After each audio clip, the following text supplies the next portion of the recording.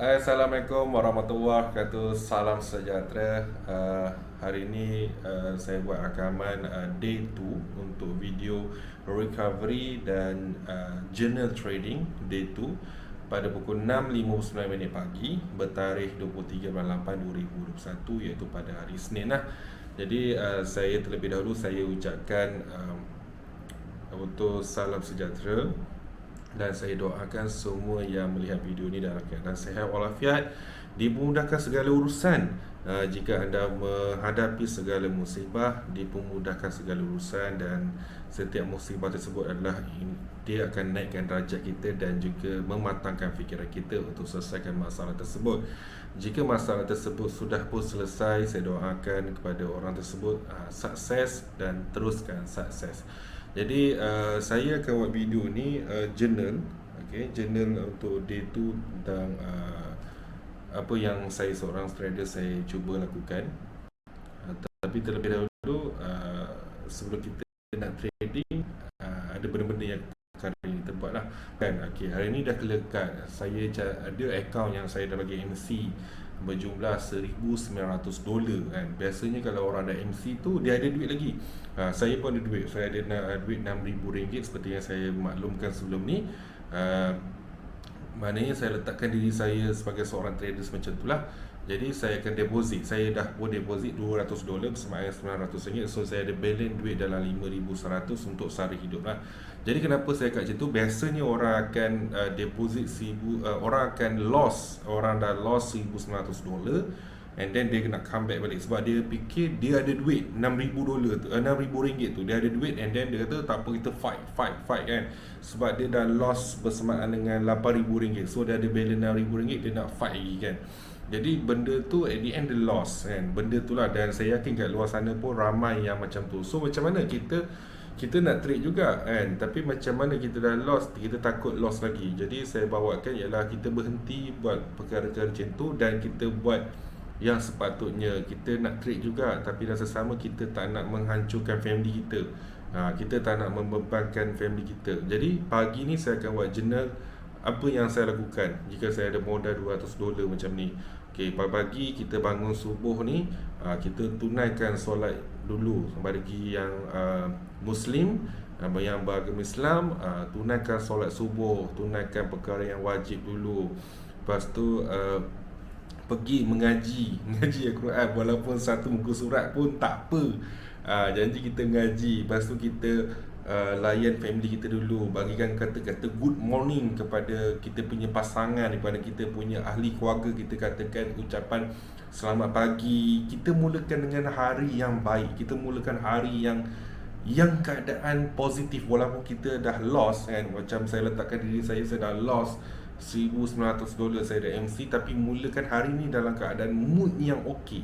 Mood yang benda-benda yang baik kan. Contohnya kita lakukan perkara baik, kita bangun subuh. Macam saya tak tidur lah sebab saya ada penyakit tak boleh tidur selama 3 tahun penyakit apa tu saya pun lupa dah nama dia Jadi saya sukar untuk tidur. Jadi macam hari ni saya tak tidur lagi.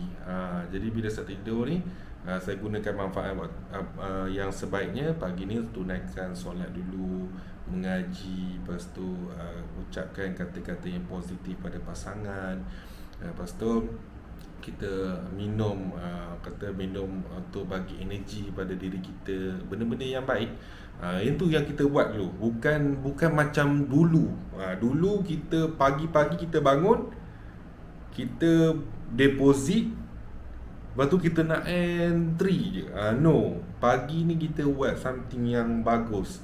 Kita nak buat perkara yang betul, perkara yang benda ni aku dah tahu dah, tapi aku tak buat. Tapi kali ni kita buat. Maknanya pagi ni saya buat benda macam tu lah.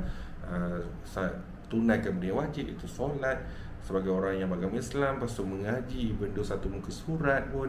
Jadi lepas tu pula kita bagikan kata-kata yang positif pada pasangan kita, and then barulah kita buka kita punya chart, kita buat analisa adakah kita boleh masuk entry atau tak. Sebentar lagi saya akan tunjukkan analisa saya. Saya akan tunjuklah kat mana saya nak entry, apa yang perlu saya buat. Yang itulah kita jumpa di chat nanti. Alright. Okey, seperti yang sedia maklum, inilah saya punya chart yang saya katakan lah. Okey, kita pagi-pagi kita nak buat. Jadi ni pukul 7.04. Tadi punya rakaman pukul 6.57 macam tu kan. So, dekat sini seperti yang saya sedia maklum, saya ada modal $200 tapi 201 sen lah. So ni account history saya yang saya dah buat KMC $1,900 dan saya deposit. Okay, kita lihat pada hari ni deposit saya today. Ni deposit saya lah.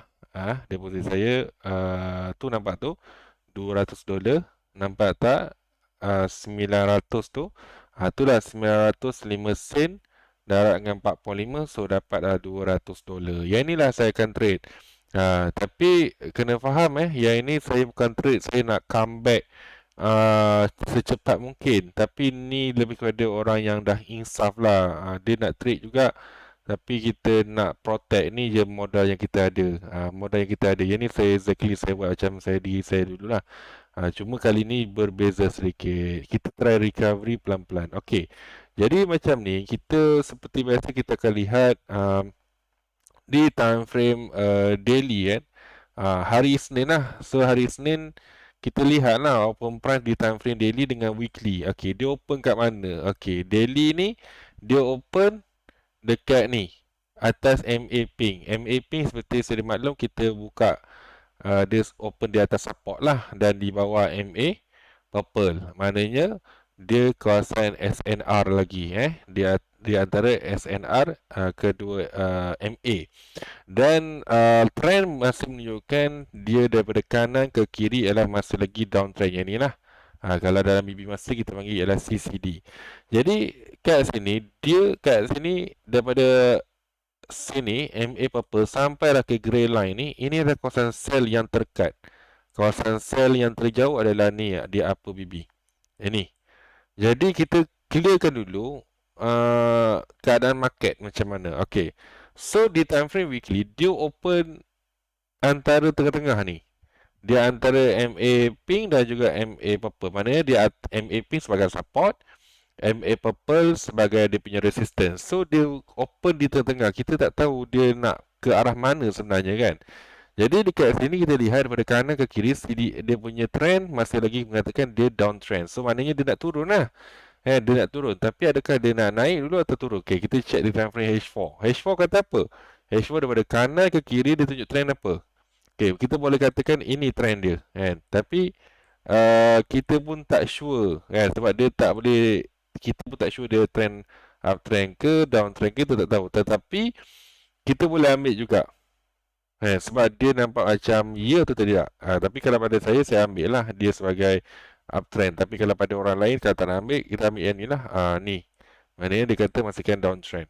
Okey, tetapi kita berpandukan masih lagi di time frame daily dan juga weekly. Okey, dekat sini ini price ni dia sentuh tau kawasan support, nampak? Ini strong punya support, iaitu kat sini ada siapa? Ada MA pink. Okey, kalau nampak ada MA pink, ada black line dan juga ada lower BB. Ni adalah support dia. Tapi support ni adakah strong? Yes, pada saya strong. Tetapi berhati-hati sebab ini dah sideways dia panjang. So bila sideways panjang ni, bermaksudnya dia akan break jauh lah. Tapi hari ni hari Senin, kita tak sure. Okey, kita tak sure dia boleh ke tak lah. Orang kata nak break sebab kita tak tahu, tak pasti ada news ke tak. So hari sekarang ni di kawasan support di H4 ni sini, dia sama dengan zone entry dari time frame daily. Okey, nampak kedua MA ni? Okey, di daily ni, ini juga merupakan zone support untuk dia buy. Di time frame weekly, dia agak jauh lah, sini lah. Sini kawasan dia untuk position buy. Tapi kita lihat di time frame daily, lower BB dia flat. Maknanya tendensi dia sideways sajalah. Okey, H4 kata apa? H4 dalam keadaan BB tu dia flat tapi lower BB dah buka sikit ke bawah. Ni dah sampai kawasan zone support tau. Tapi adakah dia boleh terus buy? Okey, yang ni perlu kerja lebih sikit. Kalau pada saya, kalau ikut pengalaman, saya buy je. Tapi kita lihat di time frame daily, di time frame H1 mengatakan dia adalah downtrend iaitu CCD. Ni dia kita filter di time frame yang lebih kecil lah. Dia dah menunjukkan dia dah nak turun ke bawah. Dia katakan CCD. So kita valid tak buy? Valid. Sebab kemungkinan yang candlestick yang ni, yang terletas ni adalah untuk memberi entry buy kat sini. Tapi kalau kita nak filter lagi, kita boleh filter. Di time frame M30 masih katakan dia nak turun. Nampak? BB pun, lower BB pun dah buka sikit. M15 pun dia masih lagi. M5 masih lagi tunjukkan dia ke bawah. Okey, M1 dia M1 dia macam ni, tapi M1 setup dia nampaknya dia nak turun lah. Kalau kita tarik trend line pun memang menunjukkan dia dalam keadaan dia turun. Tapi M1 macam-macam boleh jadi. Cuma kita suka filter. Tapi ini yang buat kita takut. Nak masuk tak? Nak masuk tak? Kita jadi takut dah kan. Nak masuk tidak. Tapi kalau pada saya, better lah tunggu jalan yang clear untuk masuk. At least kita masuk di time frame daily dekat sini, zone sini. Okay, sini. Ataupun weekly lah. Weekly zone untuk buy dekat area sini lah. Zone-zone sini. Tapi macam tu kita dalam keadaan takut lah. Itu masalahnya. Kita dalam keadaan takut. Jadi macam mana kita nak hilangkan perasaan takut tu? Okey, senang je. Okay, nampak tak garis yang saya tandakan horizontal ni? Ini adalah di kawasan daily punya. Ini juga di kawasan weekly. Okey, senang lah macam ni lah. Okey. So, kita lihat di time frame daily, H4. So, H4 ni kalau kita masuk kat sini sekarang, kita akan terdedah floating dia dalam apa? 80 pip. Maknanya $8 lah. Kita punya kadar floating dia. Okey, kat sini kadar floating kita berapa? Dalam 150 pip. Maknanya dalam $15. Okey, kira kat situlah. Okey, sekarang ni kita masuk satu buy sebab dia kuasa support. Sebab kita punya kepercayaan kita lah. Okey, kita guna kat sini. Ni totally kita dah lost tau. Sebab bila kita dah lost, kita memang pandai baca analisa. Tetapi apa yang point yang kita menang ialah kita punya psikologi. Kita punya risk and reward. Jadi saya masuk buy.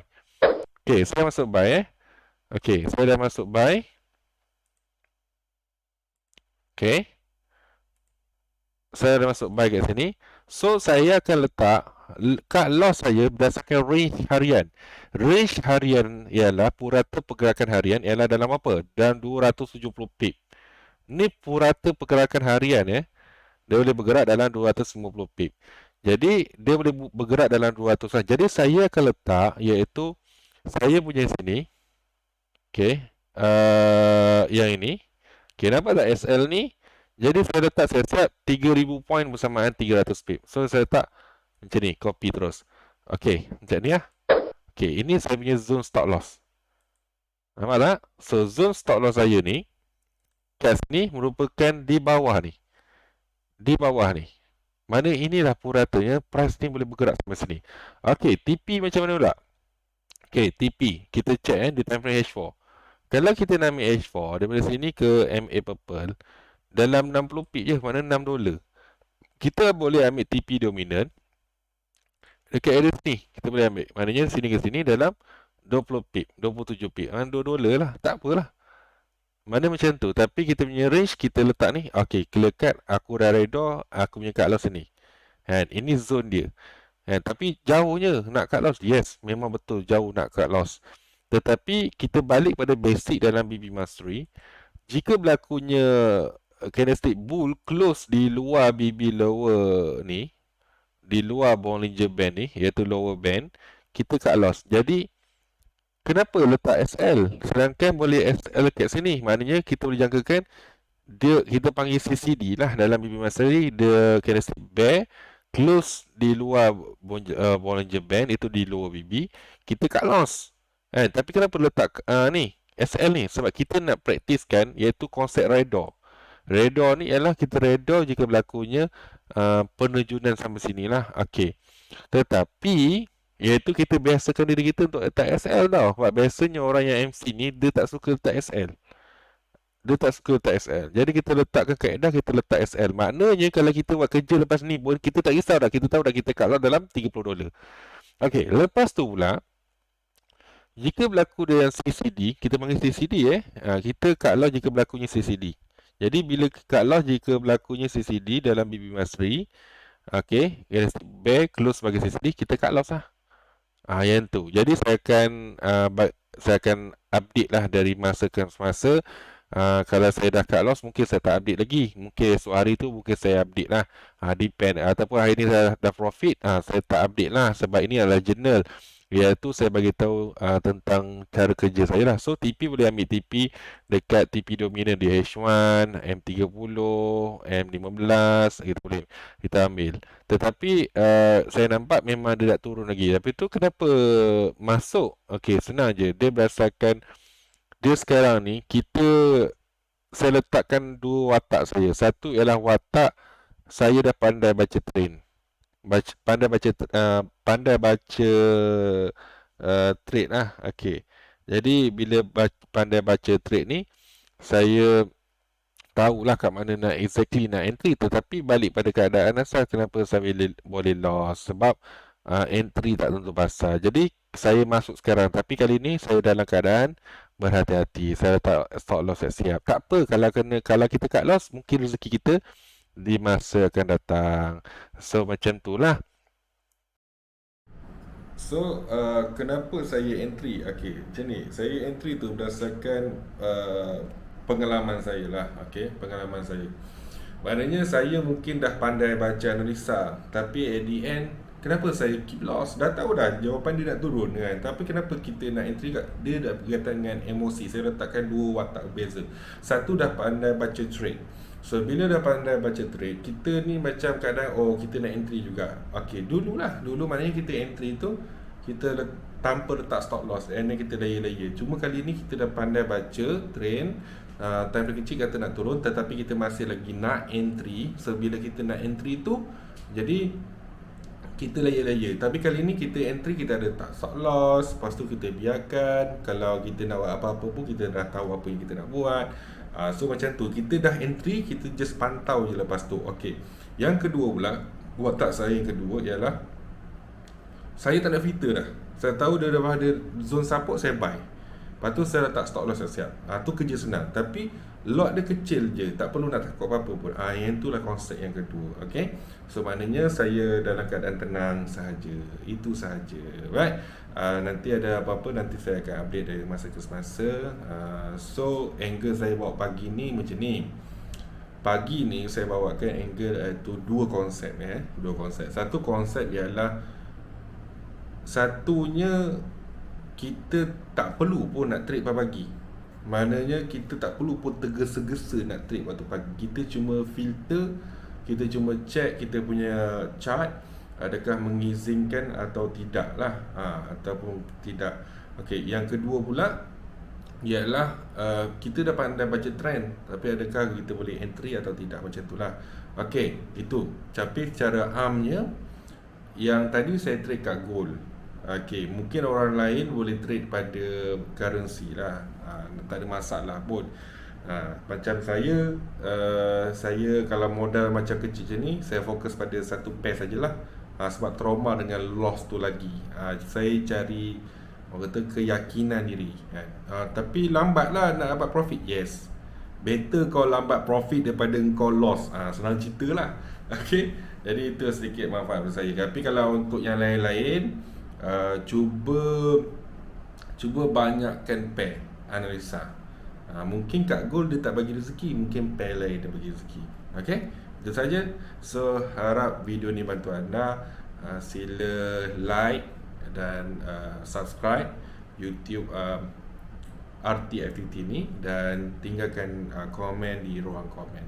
Okay, Assalamualaikum warahmatullahi wabarakatuh.